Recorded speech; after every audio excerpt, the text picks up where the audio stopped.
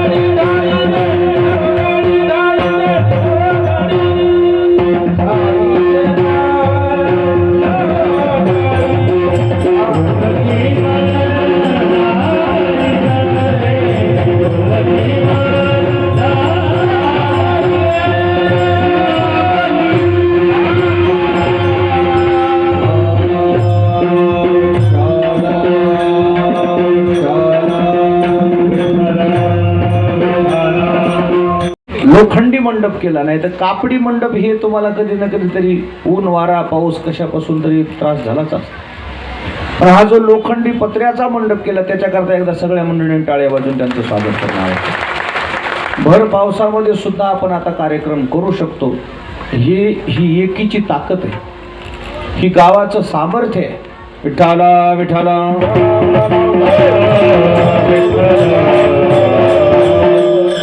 सेवेकरता घेतलेल्या अभंगामध्ये जगद्गुरु तुकाराम महाराजांनी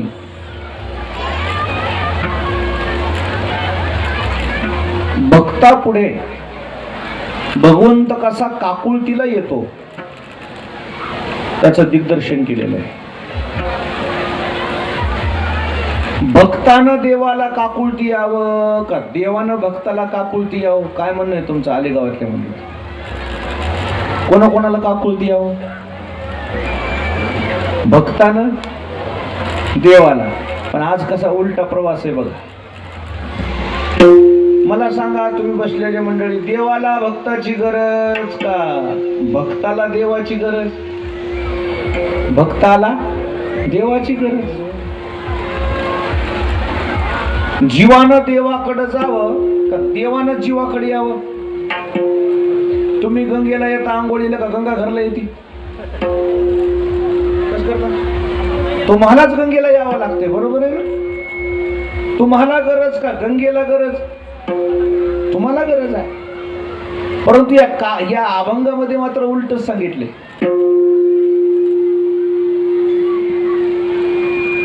भक्ताला गरज सांगितलीच नाही. कोणाला गरज? देवाला गरज.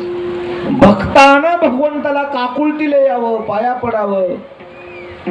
पण आज देव भक्ताच्या पाया पडू लागले, देव काकुळती येऊ लागले, तुमच्या पाया पडतो म्हणू लागले. म्हणजे याचा अर्थ ते भक्त देवाला किती जीव लावित असतील की त्या भक्ताची ताटातूट झाल्यावर देवाला एक क्षणभर सुद्धा करमत नव्हतं. किती जीव लावित असतील. गाईचं दूध आहे, गाईला गरज का वासराला गरज? वासरू जर नाही पिलं, गाईला वासरू जर नाही पिलं, वासराला जसा त्रास होते तितका गाईला त्रास होते की नाही? ज्याला शेतकरी आहे त्याला कळलं, जे शेतकरी नाही त्याला काय कळायचं? जेवढा वासराला त्रास होतो तेवढाच गाईलाही त्रास होतो. अजूनही बघा, तुम्ही वासरू सोडायचं राहून गेला असावं, कीर्तनला गेला तुम्ही वासरू सोडलं नाही, गाईचं जर दूध काढलं नाही तर गाई चारा खात नाही. का? दूध आहे ना कासला. तळमळ तळमळ तळमळ करते ती गाय, तळमळ करते. तुम्ही जर बसलेली माणसं मला म्हणत असाल की दुधाची गरज वासरालाच आहे, गाय चरायला गेल्यावर वासरानं मग ती दावी तोडून जावं ना तिच्या मागं दूध प्यायला. वासरू जातंय तिच्या मागं दूध प्यायला का गाय पळू पळू घरला येते पाजवायला? कोण येते साक्षी? नाही ग, गाय पळू पळू येते. कोणाला पाजवायला? वासराला पाजवायला. मग आता मला उत्तर पाहिजे, गाईला गरज का वासराला गरज? हे आता मुद्द्यावर आली. एकट्याला गरज नाहीये. कोणाला गरज आहे? दोघालाही गरज. जशी जशी वासराची भूक वाढेल तसं तसं गाईचं दूध वाढत. वाढवी श्रीपती सवे दोन्ही. दोन्ही जशी भूक वाढली तसं दूध. जर भूक कमी असली दूध वाढलं तर दुधाच्या दगड होऊन बसतात. त्याला दगडी म्हणतात. काय म्हणतात? दगडी जर झाली गाईला दगडी तर गाय बेचैन होती, बेचैन. म्हणून दूधही जेवढी वासराची भूक आहे तेवढंच दूध वाढवते देव. वाढवी श्रीपती. आणि त्या दोन्हीचंही समाधान. मी माझ्या वासराला बछड्याला दूध पाजवलं हे गाईला समाधान, आणि माझ्या आईनं मला दूध पाजवलं हे कोणाचं समाधान? वासराचं समाधान. खरं सांगा बसलेली मंडळी, गाय तुमच्या करता दूध देते का वासरा करता? वासरा करता दूध देते. त्याचं उदाहरण असं आहे, वासरू प्यायला सोडल्याशिवाय गाय पाणावर. आणि तुम्ही असे हुशार माणसं आहेत, गाय पाणावली आणि 4-2 घोट त्यानं दूध पेलं की तुम्ही म्हणतात बापू आता होय बाजूला. त्या वासराला ते वासरू म्हणतोय, भल्या माणसा मी दिवसभर माझ्या आईची वाट बघू लागलो रे, मला 2 घोट पिऊ दे रे, 2 घोट पिऊ दे रे. सरक म्हणला, एवढं मी गाय सांभाळलं, हिला खाऊ घालायलो, तू ह्या करता खाऊ घालायलो काय? खरं सांग का, तुम्ही जरी त्याला आखडलं, बाजूला सोड बांधलं आणि तुम्ही दूध किती तुम्ही हुशार माणसं असता, दूध काढलं, सगळं दूध काढणं होतं का तुम्हाला? आणि जरी काढलं समजा, तुम्ही सडामध्ये दूधच ठेवलं नाही आणि पुन्हा वासरू जर प्यायला सोडलं, दूध राहतंय का नाही मला सांगा. अर्धा पाना चोरती ती कोणाकरता? वासरा करता. वासराचं संगोपन करणं तिची जिम्मेदारी आहे. कितीही गुरखी हुशार असला, नेमकीच प्रसूत झालेली वासरू गाय आहे, नेमकीच 4-5 दिवसाचं बछड आहे, 4-5 दिवसाचं, त्याच्या गळ्याला सुद्धा बांधलं नाही. कुठं बांधले? पायाला बांधले, त्याची नाळ तुटली नाही. इतकं लहान वासरू जर घरी असेल, गाय चरायला गेल्यावर दिवसभर गाय चरती का? विचारा तुम्ही गुरख्याला. किती वाजता?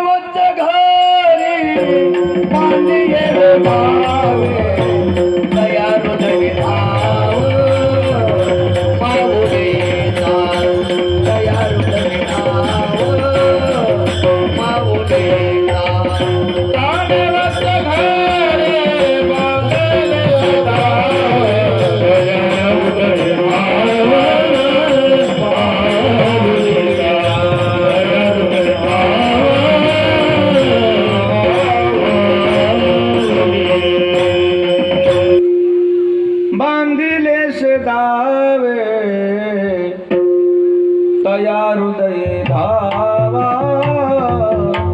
माऊलीचा.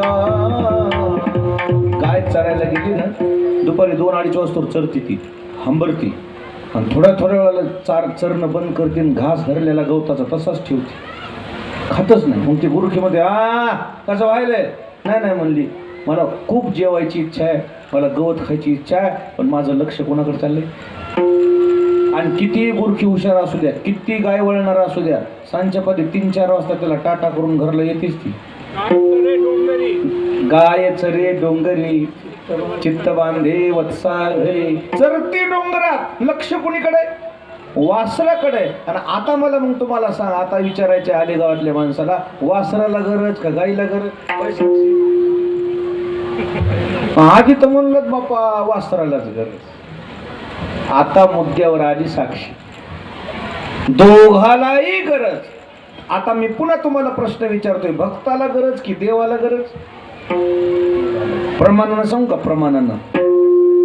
तुका म्हणे येथे पिसे तेथे तैसे असेल, तेथे तैसे असेल, तेथे तैसे असेल.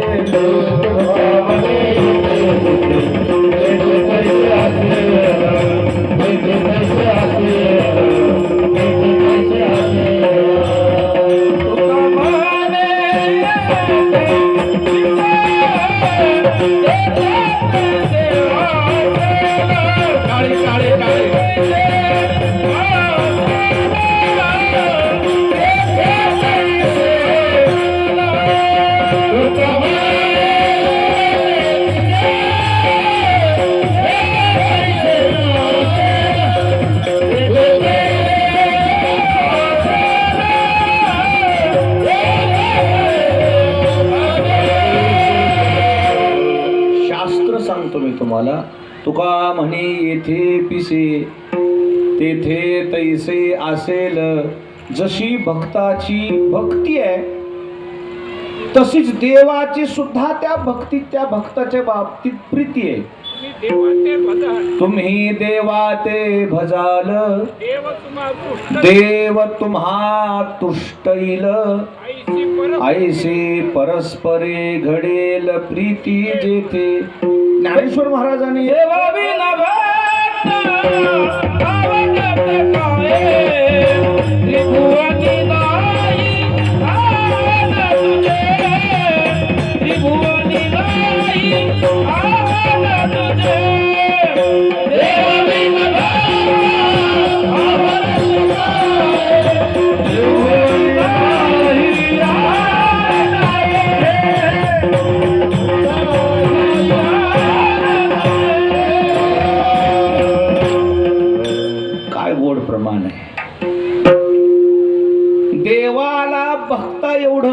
त्रिभुवनामध्ये दुसरं कोणी आवडत ही परस्पर प्रीती आहे.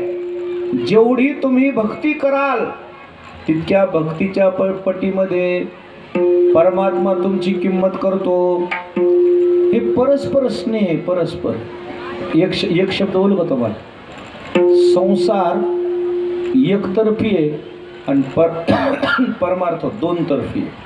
तुम्ही म्हणताल कसं काय? उत्तर विचार, प्रश्न तुम्हाला त्याचं उत्तर देतो. तुम्ही जेवढे मंडपात बसलेले शेतकरी, तुम्ही शेताकडे जाता का शेत घरला येते? तुम्हाला समजायला येत का? काय दुसरी भाषा येत नाही मला? तुम्ही शेताकडे जाता का शेत घरी येते? तुम्ही शेताकडे जाता. साक्षी, तुम्ही शाळेत जाता का शाळा घरला येते? शाळेत का शाळा घरला येते? महाराज, तुम्हाला एकतर्फी आहे प्रवास. पण आमचा परमात्मा कसा आहे सांगू तुम्हाला? तुम्ही जितक्या वेगानं देवाकडे निघाला का तितक्या वेगानं देव तुमच्याकडे येते. तुम्ही देवाजवळ जायला निघालात की देवाचं म्हणणं, एवढा प्रवास जर तुम्हाला होत नसेल तर अर्धा प्रवास मी येतो तुमच्याकडे. भाव तुम्ही जैसा माझ्या टाई धरा, तैसाच मी खरा तुम्हाला.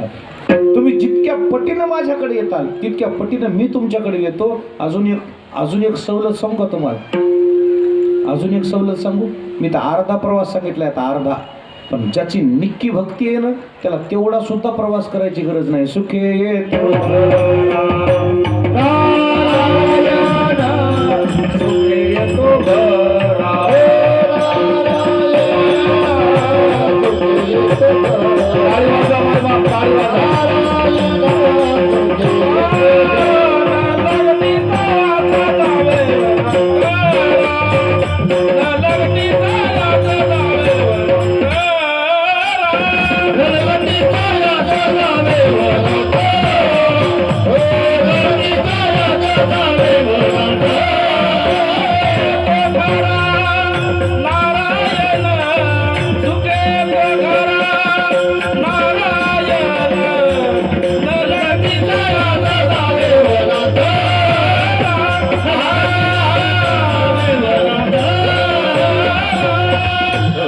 नलगती सायास जावे वनंतरा, सुखे येतो घरा नारायण.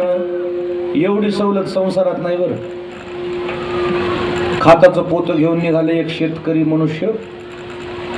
तुमचे मान गळून आले म्हणून शेताला कधी दया आली नाही, मी तुमच्याकडे येतो म्हणून.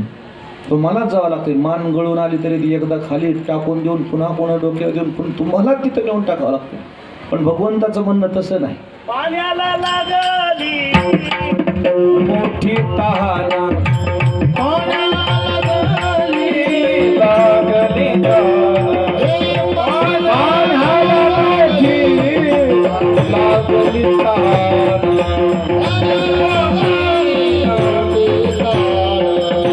नाताच्या घराची उलटीचं कोण, पाण्याला मोठी लागली तहान.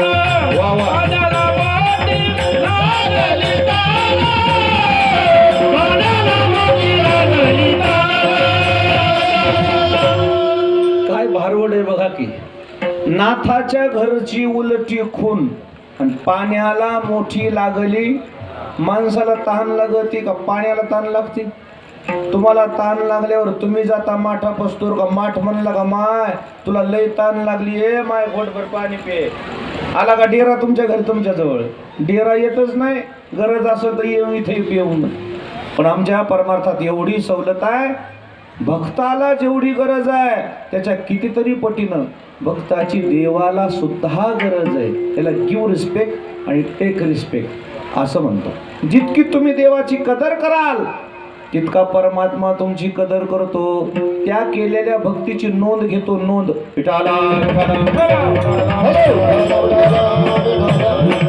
तरीची घेतो गोडी, पाहे जोडी भावाची. खरं सांगतो तुम्हाला, लेकरू रडल्याला आईला सहन हो, पण काय काय लेकरं ठुसठुस करते. साक्षी कसे रडते? हुकच किरकिरण, डोळ्याला पाणी नाही काय ना, मारीनच म्हणली ती फेकून काय नाही म्हणले बघ की नुसतं किरकिर करायला उगं ठुसठूस ठुसठूस ठुसठूस ठुसठूस शेजारीनं आली म्हणले अगं काय ते लेकरू रडायचं बघ की त्याच्याकडे त्याला म्हणली काय द्यायचं आताच बाजविले त्याला खेळणं दिले त्याला काही अडचण नाही म्हणली मग हो गच म्हणली गौरत आहे ठुसठूस ठुसठूस ठुसठूस बघ ना डोळ्याला पाणी आहे का बघ ना डोळ्याला पाणी आहे का बघ ना बघ ना म्हणले डोळ्याला पण एखादं लेकरू असं रडतंय की त्याचं रडणं बघून 1000 कामं ती टाकून देते. तुम्ही धुणं धुवायला गेलात गंगेहून धुणं धुवून आलात आंघोळ घालून त्याला तुम्ही धुणं धुण्याकरता गेलात ते झोपले पाळण्यात आणि तुम्हाला माहिती आहे आता 1 घंटाभर उठत पण तुम्हाला याला मैत्रीण भेटली एक जुनी गावातली माहेरची 2 तास लागले बोलत बसले हो काय बाईची जात आहे आज मला जपून बोलावं लागायला जाणार नाही तुम्हाला भेट नव्हतं गौरव बोलते शेळीच्या चरण्यात आणि बाईच्या बोलण्यात काही फरक नाही किती शेळी खाऊ घाला कवळा तेलबोरीचा पाला दिसला की एक तरी घास बोलतेच कीर्तनात बोलते तर दुसरीकडे काय दिवा लावणार आणि ते बोलताना त्याला काही होत नाही पिऊ वाजत नाही ऊन लागत नाही घागर भर आहे कमरेवर पाण्याचा ते घडा रस्त्यात जर एखादी जुनी मैत्रीण भेटली त्याला वज होत नाही वज होते काय नाही कवर बोलत्यात त्याच्यावर आता काय लय बोलण्यात मजा आहे आपल्याला अभंग राहिला सोडवायचं विठाला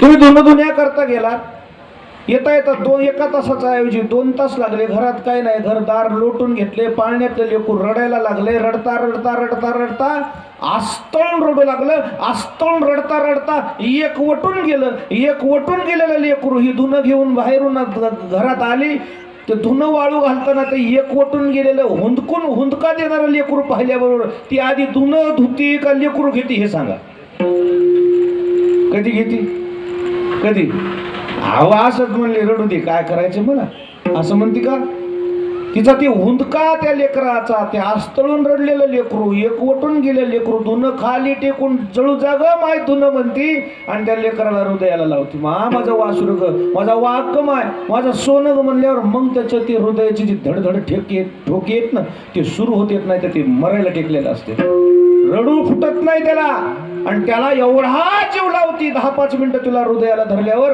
आणि मग कुठं त्याचं रडू फुटतंय आणि रडू फुटल्यावर मग ती म्हणते नाही गमाय मी पुन्हा अशी कवाच जायची नाही गमाय वासराला सोडून आता मला तुम्हाला विचारायचंय पहिले रडू लागलं कसं रडू लागलं पहिले लेकरू कसं रडू लागलं ठुसठुस म्हण ना ते ठुसठुस रडल्यावर घेतलं का उचलून आणि आस्तळून रडल्यावर घेतलं का नाही उचलून तसं आमचा परमार्थ ठुसठुस सुरू आहे दिसायले तर आम्ही कीर्तनात भजनात जेवणात सगळं चालू आहे आमचं पण आस्तळून नाही ज्या दिवशी आम्ही आस्तळून कीर्तन करू त्या दिवशी देवाला बोलवायची गरज नाही तो परमात्मा आमच्यापर्यंत आल्याशिवाय राहणार एक वटोनी जी एक क्षणी अनुसरले गा माझी भजनी तेव्हाची तयाची चिंतवनी मजची पडली ज्ञानेश्वर महाराज म्हणले ज्या दिवशी परमार्थ करून करून तुम्ही एकवटून जाल ना लेकरू जशी आई उचलून घेते तसा परमात्मा घरी येऊन तुम्हाला उचलून घेईल म्हणजे आता मला तुम्हाला विचारायचंय लेकराला गरज का आईला गरज जितकी लेकराला आईची गरज आईला तेवढीच लेकराची गरज तसाच गोपाळांची भक्ती पाहून परमात्मा त्यांच्या माग माग माग माग फिरायला लागला फिरता फिरता एके दिवशी गोपाळ म्हणले कृष्णा का तू उद्यापासून आमच्या संग येऊ नको ढोर वळायला गाई वळायला आमच्या सोबत येऊ नको उद्यापासून तू आमच्या सोबत यायचं नाही म्हणल्यावर भगवान श्रीकृष्णाच्या डोळ्यात पाणी खेळू लागलं आणि भगवान श्रीकृष्ण काकुळत येऊन त्या गोपाळाच्या हातापाया पडू लागले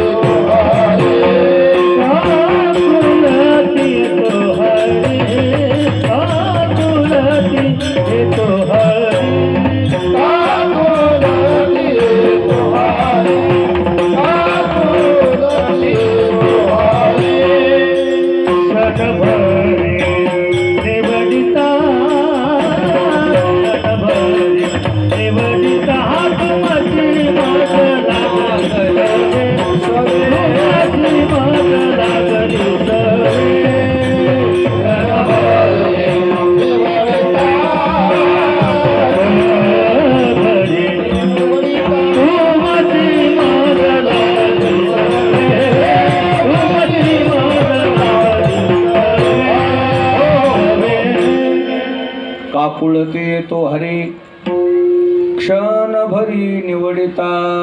श्रीकृष्ण भगवंत कर्तुम अकर्तुम अन्यथा कर्तुम सामर्थ्य असून गोपाळाच्या हातापाया पडू लागले. गोपाळ तुमच्या पाया पडतो रे, मला डावलू नका, मला तुमच्याशिवाय कोण आहे. जीव जर लागला तर देवाला लळा लागतंय. खरं पुढे जाऊन बोलू का तुम्हाला, तुम्ही जर जीव लावला ना जनावरला सुद्धा लळा लागतंय, देवाला लागत नसेल. छत्रपती शिवाजी महाराज गेले, अंतविधी सुरू झाला, अग्नी प्रज्वलित झाला, अग्नीनं पेट घेतला. महाराजाचं एक कुत्र होतं लाडकं वाघ्या म्हणून, मागं सरकलं. माझा अन्नदाता गेला म्हणला, आता काय मागं जगून राहायचे, मागं काय करायचं. मागं मागं मागं मागं सरकलं कुत्र. ते वाघ्या नावाचं कुत्र होतं. महाराजाच्या सरणातच उठून उडी मारली त्यानं. अरे अरे म्हणून तर सरणात उडी मारली. अग्नी प्रज्वलित झालेला महाराज सोबत देह सोडला त्यांनी. छत्रपती शिवाजी महाराजाच्या अग्नीमध्ये ज्या कुत्र्यानं उडी मारली त्याची समाधी आहे गडावर. जीव लागला तर कुत्र्याला जीव लागते माणसं, देवाला लागत नसेल का. विठाला विठाला जीव दिला, जीव त्या कुत्र्यानं जीव लावला. जीवनं जनावरला जीव लागते, जनावराला. आजही तुम्हाला तुम्ही कोणाही पाहुण्याच्या घरी जा, ज्या माणसाच्या घरी जन्माला आलेले गोरे, विकत आणलेले बैल नाहीत, घरच्या गाईचे गोरे, लहानपणापासून अंगा खांद्यावर खेळलेले गोरे बैल झाले, मोठे झाले, अवताला लावले, राब राब राब राब राब राब ज्याच्यासोबत ते राबले आणि तोच एक दिवशी माणूस गुजरला. आणि त्या माणसाचं असं ते माड बांधू लागले, ते येळू सुतळी असे बांधू लागले. आणि ते सगळे माणसं असे बारीक तोंड केलेले बघून त्या टायमाला तुम्ही त्या बैलाच्या पुढे पेंडी टाका. पेंडी जर कडब्याची पेंडी खाल्ली तर मला विचारा. त्याला फक्त कळतच नाही, त्या बैलाला बोलता येत नाही, पण त्याच्या डोळ्याकडे कधी कधी लक्ष करा, त्याच्या डोळ्याला पाणी येतंय. ते एकूण एकाला बैल म्हणत असतील, आपला अन्नदाता गेला रे म्हणत असतील. रात्री बेरात्री उठून आपली काळजी करायचा, पाणी पाजवायचं, पेंड खाऊ घालायची, उंडा खाऊ घालायचा. आपल्याला अंतर दिलं नाही. दुष्काळामध्ये जमीन विकली पण आपल्याला विकलं नाही. बघ की 15 रुपयाला एक कवताची कडब्याची पेंडी झालती. 15 रुपयाला एक कडब्याची पेंडी घेतली आणि आपल्याला या बुवानं तारलं. कसं रे, आता म्हणून दोघं बैल एकूण एकाच्या मानावर मान टाकून रडतील. अन्नदाता गेल्यावर जनावर खात नाहीत पेंडी, हे लागलेला लळा आहे. विठाला विठाला जनावराला जर जनावराचा माणसाला लळा लागला तर जनावर जर असं तून बाजूला जात नाहीत तर देवाला भक्ताचा लळा लागल्यावर त्या देवाला करमत असेल का सोडून मला सांगा. पंढरपूरची वारी संपल्यावर तुम्हाला मोप निघायची गडबड असते गावाकडे, पण जे जे भक्त असतात ना त्याला निघा वाटत नाही. आपल्याला निघा वाटतं. एकादशीला माणसं 12 सोड्या घरला येते. आपल्या लळा देवाचा थोडाच आहे, आपला बायकोचा लळा आहे, देवाचा थोडाच लळा आहे आपल्याला. 12 सोड्या तर घरला आला. ती म्हणली मग आमची वारी आहे म्हणला, तिथं लई गर्दा होता, चेंगरा चेंगरीत मरू का काय. बरं झालं आलात माय म्हणली. माय हे म्हणला बघा मला शाबासकी दिली. पण जे साधू संत आहेत, ज्ञानेश्वर महाराजाची पालखी, तुकाराम महाराजाची पालखी फिरली महागारी, फिरली की रुक्मिणी माता आणि भगवान पांडुरंग परमात्मा दोघं जण रडतेत, दोघं नवरा बायको रडतेत. रुक्मिणी माता म्हणल्या प्रभू तुम्ही कधीच रडत नाहीत आणि तुम्हाला काय असं हुंदका यायला. त्यावेळेस देव म्हणते रुक्मिणी ज्ञानोबारायाची तुकोबारायाची पालखी आता वर्षाला एकदाच येणार आहे. कधी येणार आहे? वर्षानंतर माझे माऊली मला बघायला भेटणार आहेत. आणि म्हणून मला अवघड वाटायले. ज्यावेळेस पालख्या महागारी फिरल्या, दोघं नवरा बायको मंदिरावर जातात आणि मंदिराहून ज्ञानोबारायाची तुकोबारायाची पालखी बघतात. तुम्ही जाता गावा हुरहुर वाटे माझ्या जीवा, विठ्ठल रुक्मिणी पाहत पाहे राऊळावरोनी. गावाला निघाले परतले भक्त की देवाला हुंदका आवरत नाही. हे भक्तीचं प्रेम आहे, हे भक्ताचं प्रेम आहे. तसं भक्ताला जशी देवाची गरज तशी देवाला सुद्धा भक्ताची गरज. आणि म्हणून आज भगवान श्रीकृष्ण गोपाळाच्या मागे लागले. गोपाळ म्हणले कृष्णा तुम्ही आमच्या संग येऊ नका. म्हणले का रे, काय येऊ नका, माझं काय चुकलंय. नाही म्हणले तुमच्या घरचे माणसं आम्हाला म्हणाले त्या पोरामुळं हे आमचं लेकरू चांगल्याचं लेकरू पण याच्या मागं हिंडाले म्हणून ढोरं वळायले म्हणजे वनवन करीत. त्यावेळेस भगवान श्रीकृष्ण म्हणले मी जरी चांगल्याचं असलो ना, गायी वळणं मला गरज आहे म्हणून मी येतो असं नाही, मी तुमच्याकरता येतो. म्हणजे राजाच्या लेकराला कुठं ढोरं वळायची वेळ असते का? आले गावातले माणसं सांगा बरं, राजाचं लेकरू कुठं ढोरं वळीत असते का? भगवान श्रीकृष्ण का निघालते गोपाळाच्या मागं? गोपाळाचं देवावर एवढं प्रेम होतं. किती प्रेम होतं समजा तुम्हाला? हे गोपाळाच्या वेळेस पावसापासून उन्हापासून संरक्षण म्हणून त्या काळात खांद्यावर घोंगडी ठेवायची. ते कशा करता? पावसापासून रेनकोट नव्हता, ते घोंगडीच रेनकोट. घोंगडीच का रेनकोट. अशा घोंगड्यान काठ्या घेऊन गाईच्या मागं निघाले. भगवान श्रीकृष्णाला गोपाळ म्हणले, कृष्णा तू चांगल्या घरचा आहेस, तू राजा आहेस, आम्ही गरिबाचे लेकर आहेत, आम्ही भोयला बसलो तरी आम्हाला काय वाटत नाही, पण तुला भोयला कसं बसवावं, तुला सिंहासनावर बसवायची सवय आहे, सगळे टाका रे आपापल्या घोंगड्या म्हणले खाली. घोंगड्या घोंगडी घोंगड्या घोंगडी घोंगड्या घोंगडी असं व्यासपीठ तयार केलं आणि व्यासपीठावर असं श्रीकृष्णाला वरी बसविलं आणि गोपाळ खाली बसले. भगवान श्रीकृष्ण म्हणले, कृष्ण गोपाळो इथं येऊन बी मी उंच तुम्ही खाली, माझा इथं येऊन का उपयोग, मला तुमच्या संग बसू दे रे, मला तुम्हाला मांडीला लावून बसा वाटते. माझा इतका मला या सृष्टीमध्ये जीव लावणारा दुसरा कोणी नाही रे, तुमच्या इतकं मला जवळचं कोणी नाही, मला तुमच्या जवळ बसू द्या. मग देव त्याच्या मांडीला लावून बसायचे. इतका जीव लोण्याचा गोळा घरून आणलेला देवानं त्या गोपाळाला खाऊ घालायचा आणि गोपाळाची भुरकीन भाकर खायची.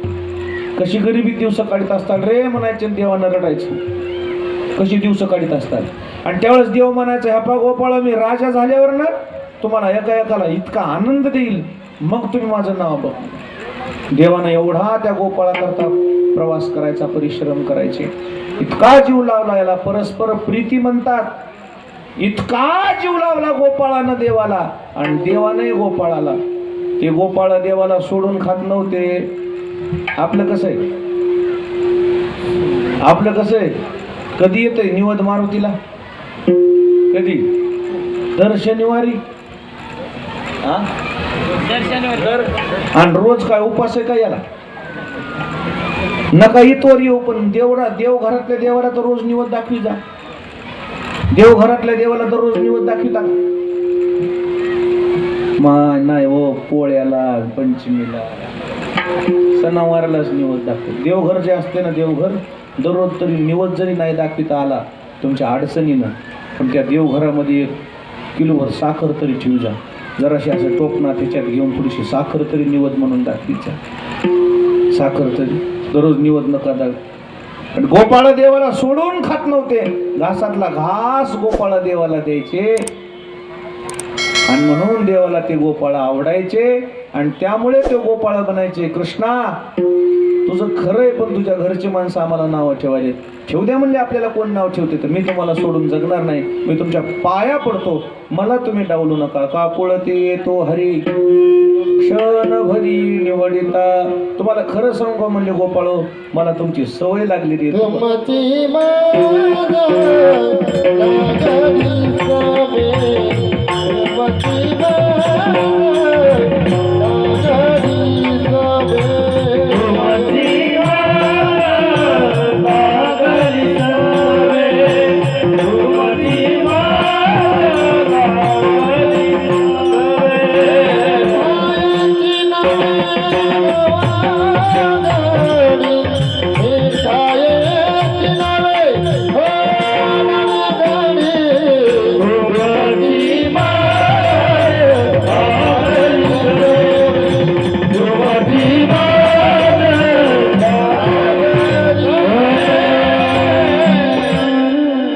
श्रीकृष्ण हात जोडू लागले.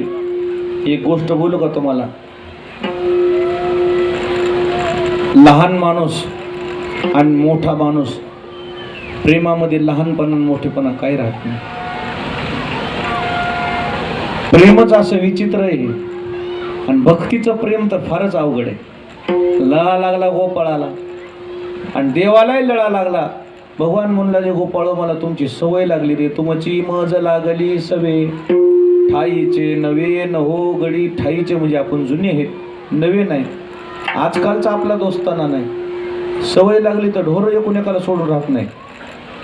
बैल संग एखादं कारवड ठोवा ना तुम्ही, बैलासोबत एखादी कारवड गाय छोटी जर राहिली ना, गावखरच्या शेतामध्ये आऊत लावले आणि ते एकरभरच होतं, ते दुपारवरच झालं. ते म्हणलं आता कारवड कशाला नेण्याचं, कारवड टाकलं बांधून तिथं. ते बैलगाडी घेऊन दुसऱ्या वावरात गेल्यावर कारवड तिथंच राहते का? काय करते? ती कानी सोडून महाग येते तिथं. आणि मग ती बायको म्हणली, म्हणलं होतं तुम्हाला हिला इथं जमत नाही म्हणून, ही सोडून राहत नाही बैलाला. बघा ती आली, आता तिला बांधितच नाही. मग ती त्या आवताच्या त्या भोवताल चरती. इमानदारीनं सांगतो तुम्हाला, ती कापूस खात नाही, कापसाच्या खालचं गवत खाते. एक जण म्हणला, अ दाजी आते गाय सुटली. नाही म्हणला, ती कापूस खात नाही. काय खाते? कापसाच्या बुडाचं गवत खाते, पण कापूस खात नाही. का? जसा लळा लागलाय बैलाचा तसा मालकाचाही लळा लागतोय. आणि इतकं इमानदार जनावर त्या मालकाला म्हणतंय, मी तुझं नुकसान करणार नाही नुकसान करणार. इतका लळा लागतो, इतका जिव्हाळा जर जनावराचा लागतंय तर माणसाला देवाचा आणि देवाला माणसाचा लागत नसेल का? आणि म्हणून भगवान श्रीकृष्ण म्हणलेले, कृष्ण गोपाळो तुमची मला सवय लागली, तुमची मज लागली सवे, ठाईचे नवे न हो गडी. आणि आपण आजचे नाहीत ना. सत्ययुगात तुम्ही माझ्या सोबत आहेत, त्रेतायुगात तुम्ही माझ्या सोबत आहेत, द्वापार युगात तुम्ही माझ्या सोबत आहेत. सत्ययुगामध्ये भगवान विष्णू होतो मी, तुम्ही माझ्या पायथ्याला होतात. त्रेतायुगामध्ये मी प्रभू रामचंद्र होतो, तुम्ही वानर होतात. आता मी द्वापार युगामध्ये श्रीकृष्ण झालो, तुम्ही गोपाळ झाला. आपला आजकालचा स्नेह नाही, फार जुना स्नेह, फार जुना. आणि म्हणून आता हे देव पांडुरंग परमात्मा झाला आणि लोक वारकरी झाले, ते गोपाळ. हा स्नेह जुना आहे. आणि म्हणून मी नवीन असतो तर तुम्हाला सोडलो असतो, पण तुम्ही माझे जुने सवंगडी आहेत, मी तुम्हाला सोडून राहू शकत नाही. त्यावेळेस त्या गोपाळाला श्रीकृष्णाने एक ताकीद दिली ती, गोपाळो तुम्हाला असं वाटू देऊ नका, याला कोणीच नाही, याला कोणी बोलवीत नाही. खूप मोठे लोक माझ्या मागं लागलेत, पण मी त्यांच्याकडे जात नाही. आणि एक बोलावी ती फार बहु थोर नावडती. माणसं मोठे बोलवतात म्हणले मला, पण ते मोठे माणसं मला आवडत नाही. लई मोठे माणसं म्हणजे त्याच्या सगळं काय येत असते, त्याला मोठेपणा येते. काय येते खरं सांगतो मला, लय श्रीमंत सोयरा असला ना, लय झडझडून त्याच्या घराला जात जाऊ नये. लय किंमत करीत नाही आपलं गेल्यावर, गरिबीचं असल्यावर तर करीतच नाही. आणि लय गरिबीचं सोयरा असाल ना एखादं, झडझडून जात जा, पिठलं भाकरच लय प्रेमानं खाऊ घालते. बरं मी तुम्हाला आता एक उदाहरण सांगतो. तुम्हाला एखाद्या पाहुण्यानं बोलविलं आणि पूर्णच्या पोळ्या केल्या नारायण महाराज. काय केल्या? आणि ते दुधात खाऊ घातल्या नाही, कशात खाऊ घातल्या? प्युअर तूप. आणि किती तूप, कंटाळूस्तोर. आणि सगळं जेवण होत आल्यावर तुम्हाला विचारलं कस काय स्वयंपाक, तुम्ही काय म्हणणार? नंबर 1. आणि त्यानं म्हणलं भेटलं होतं का तुमच्या बापाला का असं म्हणून राव द्यावा का उलटा. आणि एखाद्या गरीबानं तुम्हाला जेवायला नेलंय आणि जे काही त्याला घडेल तसं केलं, आणि त्यानं जेवण झाल्यावर म्हणावं गरिबीचं तुम्ही गोड करून घेतलं, ते चांगलं का ती पुरणपोळी चांगली? इथं पदार्थ महत्वाचे नाही आहेत, त्याच्या पाठीमागचा प्रेम आणि भाव महत्वाचा आहे. विठाला भगवान श्रीकृष्ण म्हणले, गोपाळ हो मला मोठी लोक बोलवतात, पण मी जात नाही, कारण तो मोठेपणा महत्वाचा नाहीये. दुर्योधनाच्या घरी भगवान श्रीकृष्ण जेवले का विदुर काकाच्या घरी जेवले? का दुर्योधनाच्या घरी जेवढं वैभव होतं तेवढं विदुर काकाच्या घरी वैभव होतं का? वैभव महत्वाचं नाहीच आहे. काय महत्वाचं आहे? प्रेम महत्वाचं आहे. विठाला अनेक बोलावी ती फार बहु थोर नावडती, तुमची मज लागली सवे, ठाईचे नवे न हो गडी. मोठेपणा मला पाहिजे नाही, मला तुमचं प्रेम पाहिजे, म्हणून मी तुमच्या मागं आलो. मला तुम्ही डावलू नका. भाविके त्यांची आवडी मोठी, तुका म्हणे मिठी घाले देव. ते भाविक होते म्हणून देवाला त्यांची आवड वाटायची. देव कडकडून त्या गोपाळाला मिठी मारायचे. म्हणजे देव जर आपल्या जवळ यावा, देवानं आपल्याला मिठी मारावी, देवानं आपल्याला पदरात घ्यावं, देवानं आपल्याला आपलं म्हणावं, देवाला आपली सवय लागावी असं जर वाटत असेल तर आपल्याला गोपाळ व्हावं लागते. गोपाळ होणं म्हणजे काय? गोपाळ होणं म्हणजे भक्ती करणं. भक्ती एकदा का तुम्ही केली की तो परमात्मा तुमची किंमत केल्याशिवाय राहत नाही. विठोबा रखुमाई,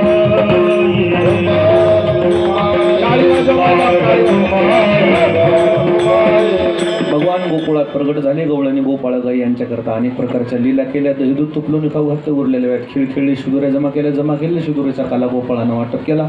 आपल्याला मिळणार आहे. शांतता बाळगा. दरवर्षीप्रमाणे हे सुंदर सप्ताहाचं आयोजन आहे.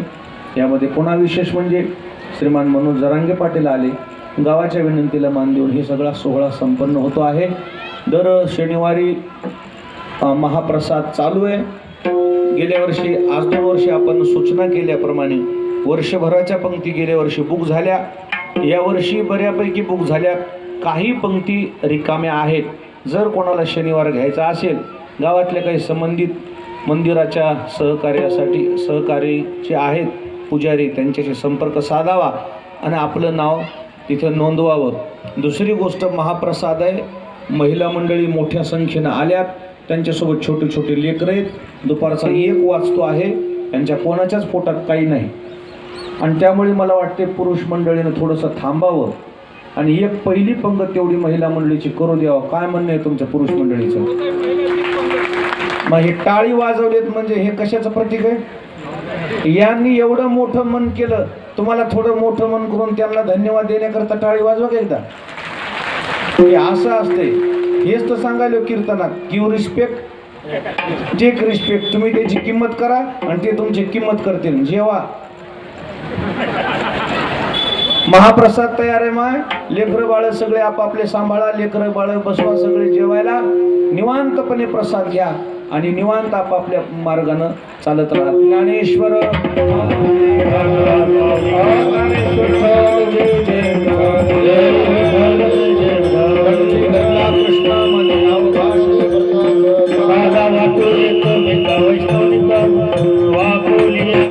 आपल्याला सांगितलं ना, आता आपलं कर्तव्य आहे त्या माय माऊलीचं रक्षण करणं.